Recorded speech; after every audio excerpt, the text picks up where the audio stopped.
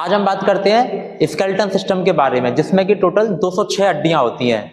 वो दो पार्ट में डिवाइड रहती हैं। एक होता है आपका अपेंडिकुलर स्केलेटन और दूसरा होता है एक्सियल स्केलेटन। तो पहले हम बात करते हैं अपेंडिकुलर स्केलेटन के बारे में। इसमें सबसे पहले आती है क्लेविकल, पीछे आती है स्कैपुला, उसके बाद हाथ में होती है ह्यूमरस और फिर दो बोन हमारी आर्म में होती हैं, रेडियस एंड अल्ना। उसके बाद आती है हमारी कार्पल बोन्स, उसके बाद हमारी हथेली की बोन आती है मेटाकार्पल और उसके बाद हमारी उंगलियों की बोन होती है फेलेंजेस।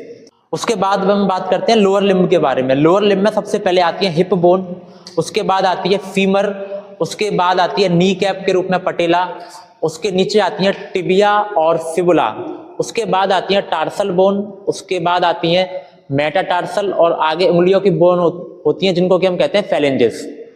नेक्स्ट हम बात करते हैं एक्सियल स्केलेटन के बारे में, जिसमें कि सबसे पहले आती है स्कल, जिसमें कि 22 बोन्स होती हैं। स्कल दो पार्ट में डिवाइड होती है, क्रेनियम और फेसियल। क्रेनियम में हमारी 8 बोन होती हैं। सबसे पहले आती है फ्रंटल, उसके बाद आती है पैराइटल जो कि साइड में होती है और पीछे की तरफ आती है ऑसिपिटल बोन, पीछे की तरफ आती है ऑसिपिटल बोन।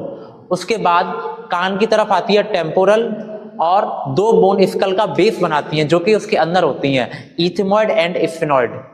उसके बाद हम बात करते हैं फेसियल बोन के बारे में जो कि 14 इन नंबर होती हैं। सबसे पहले आती है इधर जाइगोमेटिक जो कि चीक बोन बनाती है, उसके बाद मैक्सिला आती है, उसके बाद हमारी नेजल बोन आती है।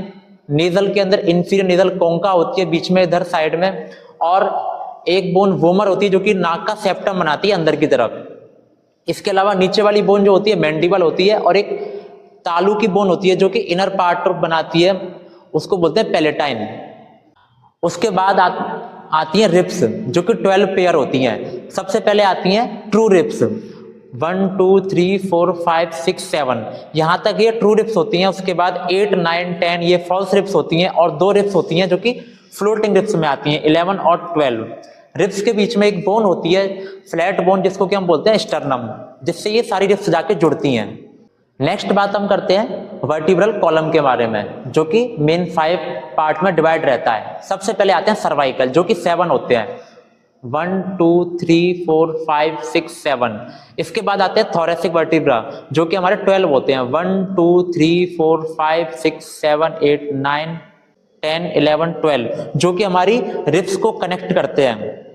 उसके बाद लोअर बैक में आते हैं आपके लंबर जो कि 5 होते हैं, 1 2 3 4 5। उसके बाद आते हैं सैक्रम, ये भी 5 होते हैं बट फ्यूज होके एक बोन बनाते हैं, 1 2 3 4 5। और उसके बाद आते हैं आपके कॉकेक्स जो कि 4 होते हैं लेकिन फ्यूज होके एक बोन बनाते हैं जिसको कि हम टेल बोन भी कहते हैं।